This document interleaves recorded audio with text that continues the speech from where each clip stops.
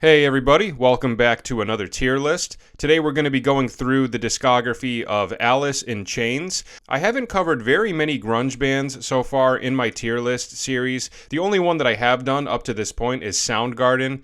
And when it comes to grunge music, a lot of people have different camps that they fall into. And I'm one of those people who have always fallen into the Alice in Chains and Soundgarden camp. Both bands I think were just incredible groups to come out of the Seattle grunge scene in the 90s, and groups that I think wrote some of the best grunge songs and wrote a couple of the best grunge albums of all time. And I think I did the Soundgarden tier list maybe 2 years ago at this point, so this Alice in Chains one is long overdue, but better late than never. So what I'm going to do is go through their 6 studio albums, starting with Facelift and going up to Rainier Fog. And normally I like to keep studio albums and EPs separate, but I know that if I don't include Jar of Flies, a lot of people are going to ask me where it is. So I'm going to include that particular EP along with the 6 studio albums. And I'll go through each of these albums and score them on this tier list, with S being the highest and D being the lowest. And I'll talk a little bit about each album, let you know my thoughts, and we will see where we end up. And please feel free to let me know your thoughts in the comments, where you agree and disagree and how you would rank these 7 albums. I would love to hear your thoughts. Alright, I think that's about it. Let's jump right into it. Okay, starting out, we have their debut studio album from 1990 titled Facelift, and I will give this one an A. I think this is a very solid first album. I wouldn't say it's the best record of their discography, but it still delivers some very high quality tracks. Stylistically, this one goes in a few different directions. Obviously, we have the grunge elements, but this is definitely not just a full-blown grunge album. It's also got some elements of hard rock, alternative metal, and even a track that takes more of a funk metal type of style, similar to something that you would hear from like an early Faith No More record. And because of that, I wouldn't say that this is their most cohesive album from front to back. It certainly has a lot of variety and a lot of surprise in it, and I do think the majority of the songs on here are great, but there are a couple of tracks here and there that I could do without. Production-wise, I think that you can still hear some remnants of the 80s within this record, which is not a huge surprise since this was recorded at the very end of 1989, but I do think the production also improves on future albums. But other than those 2 mild critiques, I think the majority of this album is very strong. It's 12 tracks long. I think the opening 2 tracks are absolutely amazing, with We Die Young and Man in the Box, both of which are Alice in Chains classics. And for me, being a kid that grew up in the 90s, Man in the Box was my introduction to Alice in Chains. I heard that constantly all throughout my childhood, and obviously it goes without saying that that is an incredible song. And I remember as a kid, the first time I heard that song, I was immediately intrigued, and something about it just really caught my ear, and goes to show that Alice in Chains is a very cool band with a really unique and individual sound. And while I really love the opening 2 tracks, believe it or not, my number 1 favorite song on this album would actually be track 4, titled Bleed the Freak. I just love the dark vibe of this song, and I love the chorus. Lane's vocals just sound so intense and powerful, and this track would definitely make my top 5 list of favorite Alice in Chains songs, believe it or not. And a couple of other standout tracks on here for me would be Love Hate Love, which again has a really eerie and ominous vibe that I love so much, and I also really enjoy It Ain't Like That. To me, that is just a rock-solid grunge song with really tasty guitar riffs, and I would say the same thing also about Sunshine, which is another standout song for me. And I Know Something About You is the more funk metal track, and I actually like this one a lot. It's really groovy and has a chorus that contrasts the verse very nicely and brings some intensity into the song. The only tracks on here that I would say I dislike would be Put You Down and Confusion. Nothing about those songs really does anything for me, but other than those 2 tracks,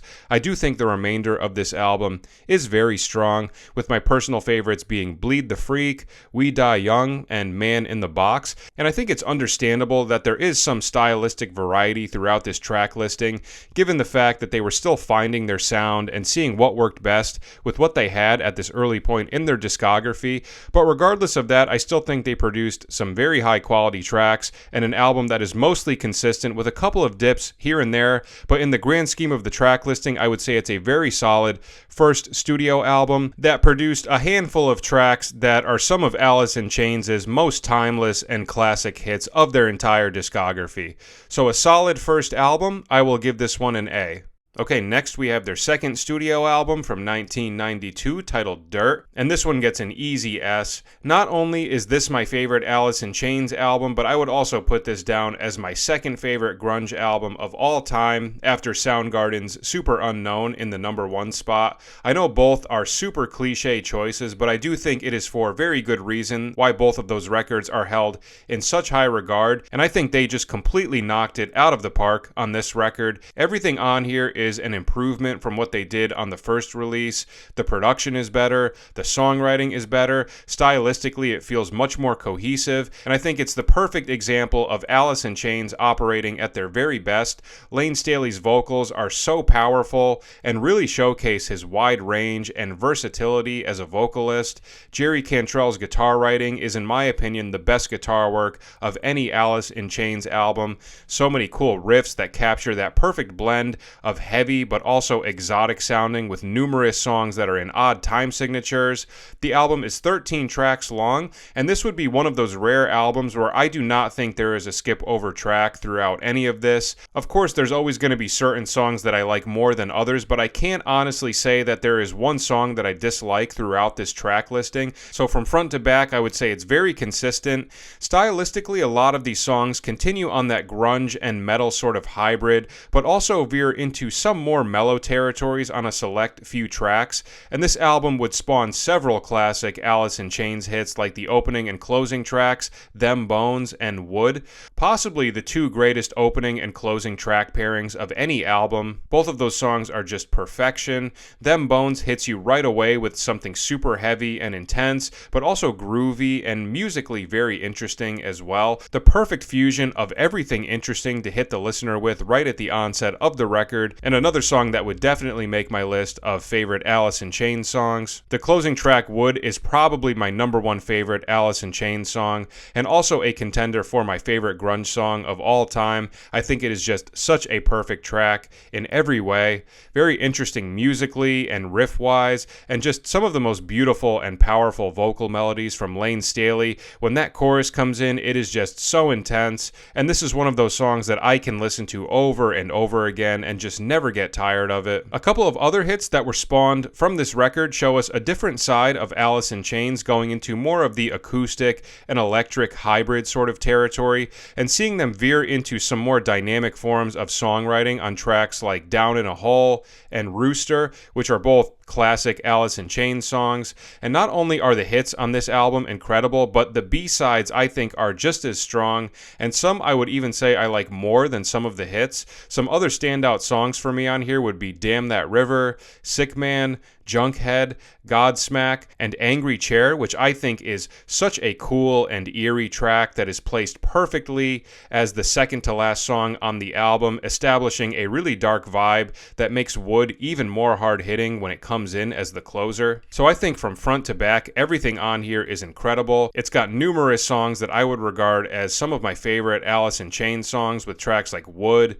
Them Bones, Sick Man, and Angry Chair. And like I said, I think everybody is operating on the top of their game throughout this, between Lane Staley's incredible vocal work, Jerry Cantrell's guitar writing, the enhanced production, and the greatly enhanced songwriting that has so many more new and unique elements to it, and it just sounds so refined and is, in my opinion, one of the greatest grunge albums of all time. So this is my number one favorite record of their discography, and probably not a huge surprise to anybody. This one gets an easy S. Alright, next we have their EP from 1994 titled Jar of Flies, and I'm going to give this one an A. I know some people are going to disagree with this take. A lot of people hold this EP in very high regard and consider it to be one of their best pieces of work, and I still do really enjoy this EP a lot, but there are some minor things about it that I don't resonate with as much, which is ultimately why I put it in A tier instead of S tier. Stylistically, this one takes a detour from what they did on the previous two records and goes in more of a mellow direction with lots of acoustic tracks. And for me personally, as a listener, I do tend to get more enjoyment out of the heavier side of Alice in Chains, but regardless of that, they do still deliver some really incredible tracks throughout this. In particular, the opening four songs I would say are perfect. Rotten Apple is an amazing track that I think is a perfect opener. Nutshell is probably my favorite Alice in Chains ballad. It's an absolutely beautiful song. I Stay Away is a rock-solid track with a feel-good vibe and catchy vocal melodies, and No Excuses is a really nice pickup in energy from the opening three tracks and has a super cool drum and bass groove. So I think all four of those tracks are pretty much perfect, but then I do feel like the EP takes a little bit of a dip in momentum in the remaining three tracks. We have an instrumental titled Whale and Wasp, which I think is an okay song, but I wouldn't say it really stands up next to the opening four songs. And then Don't Follow is another acoustic track that I think is pretty good, but again, I don't think it's as strong as anything from the opening four tracks. And then the closing song, Swing on This, would be the only song on here that I would say that I dislike. It doesn't really do anything for me, and it feels kind of all over the place stylistically, and in my opinion, doesn't wrap up this EP in the strongest way. So if it wasn't for these three tracks, I definitely would have put this in S tier, but for me it's one of those records that starts out very, very strong and then just dips down a bit towards the end and takes away from the momentum a little bit, but that obviously does not take away from the opening four songs, which I think are all absolutely incredible, and I can definitely understand why so many people regard this as one of the best Alice in Chains records, and I would say it's a very good EP, but does have a couple of tracks that ultimately take away from it a little bit for me, so I will give this one an A.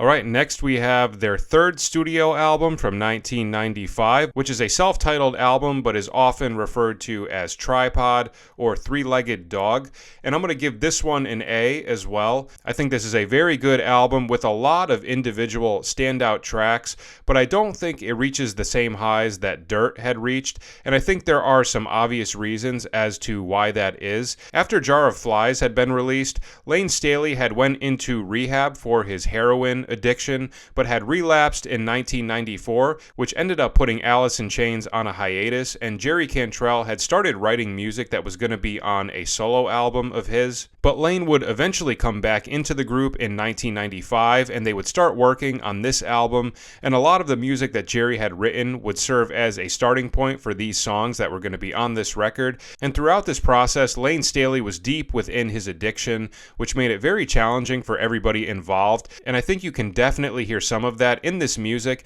In my opinion, Lane's voice does not have that same power and intensity that we had gotten on Jar of Flies and Dirt, but regardless of the challenging circumstances behind this record, I still think they produced a very solid recording, and I think the majority of the songs on here are very enjoyable. A couple of minor critiques that I would give this record is that I do think it is a tad long.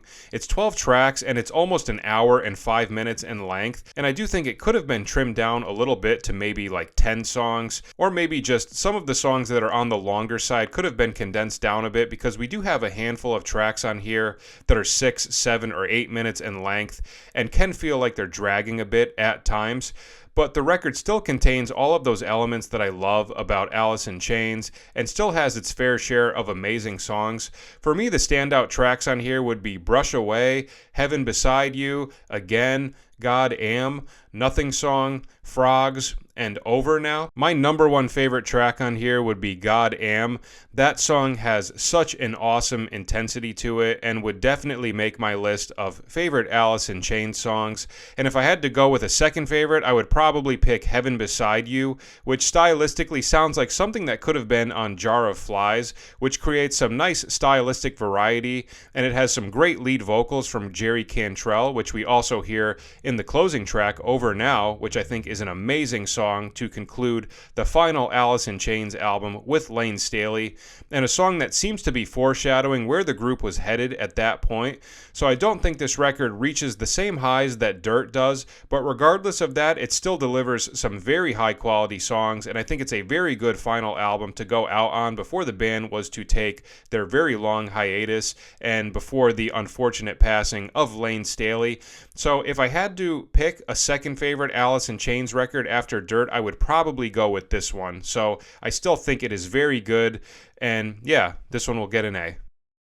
Alright, next we have their fourth studio album and a return album from 2009 titled Black Gives Way to Blue, and I'm going to also give this one an A.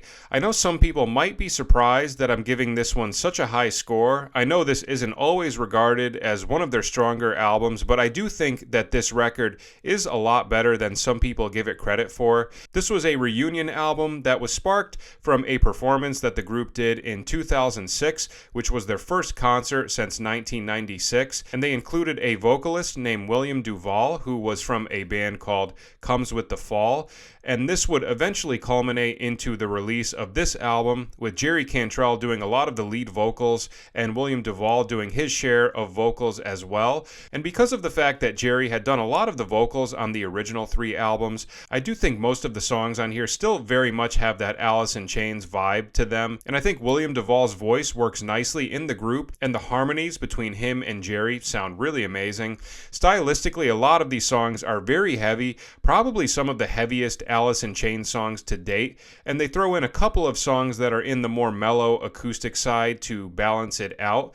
The album is 11 tracks long, and the writing is almost being entirely done by Jerry Cantrell, and I do think the majority of this album is very strong. Throughout these 11 songs, there's really only one track that I dislike, which is When the Sun Rose Again, but other than that, I think the remaining 10 songs are all very good, and there are 5 songs in particular that I really love, which would be the opening track, All Secrets Known, which I think is such an incredible opener that goes super hard. And I also love a Looking in View, Acid Bubble, Lesson Learned, and the closing title track, Black Gives Way to Blue, which concludes the album on a much more mellow note than it was opened on. And I think the remaining 5 tracks are all good, which are Check My Brain, Last of My Kind, Your Decision, Take Her Out, and Private Hell. But I wouldn't say they are as standout and as exceptional as the previous 5 songs that I had mentioned, but I still do enjoy all of them, and I wouldn't regard any of them as bad tracks.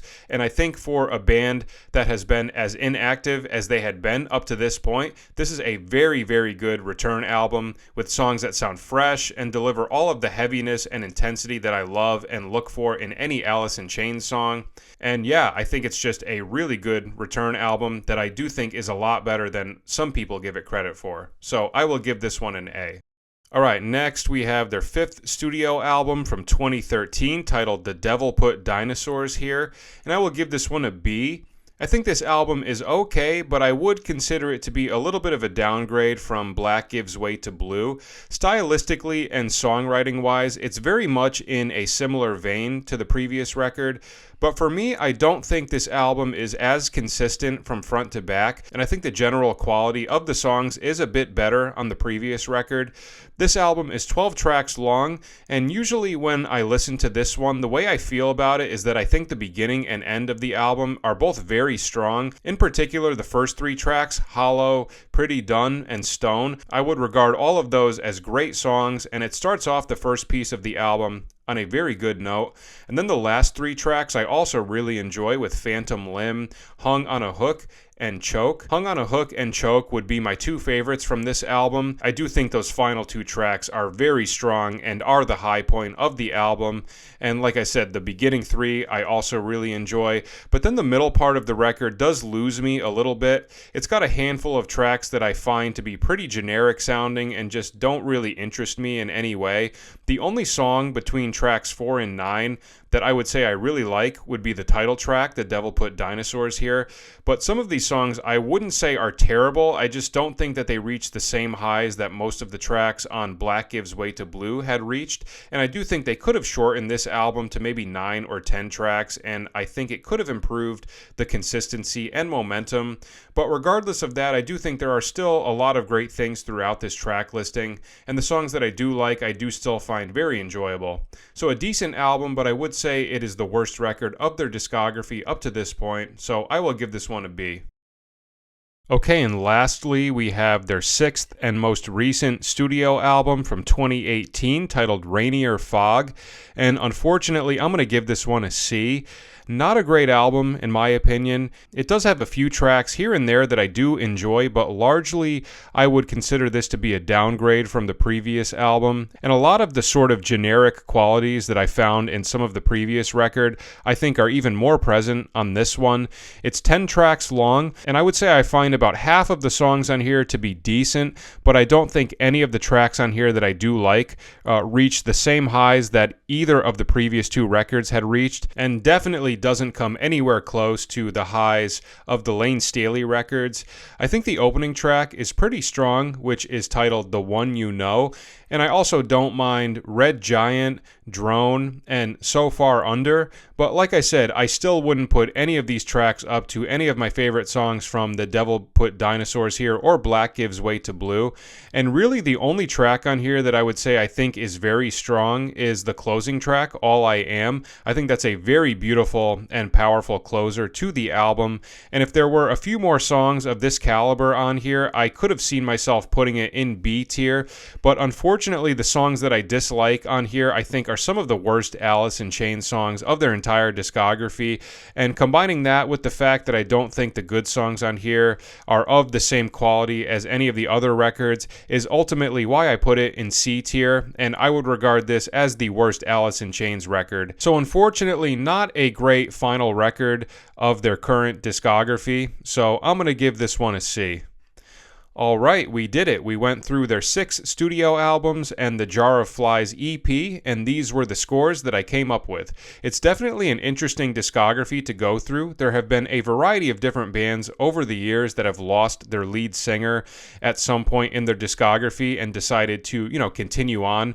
And I think Alice in Chains is a unique group in that respect because, like I had mentioned earlier, Jerry Cantrell did do a lot of vocal work on the early albums, so because of that, a lot of the later stuff doesn't sound completely different from their earlier stuff. Obviously, with the changes in technology over the decades and the addition of William Duvall, there will definitely be some differences between the earlier part and later part of their discography, but for a group that lost their original lead singer, I do think that they did a pretty good job in the second half of their discography, and if they have any plans of doing any more albums in the future, it'll be interesting to see what kind of stuff they continue to come up with.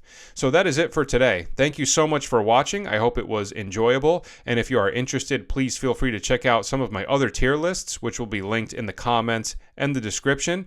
And like I said, please feel free to let me know your thoughts in the comments, where you agree and disagree, and how you would rank these 7 albums. I would love to hear your thoughts. Alright, that is it for today. Thanks again for watching, and I will see you at the next video. Take care.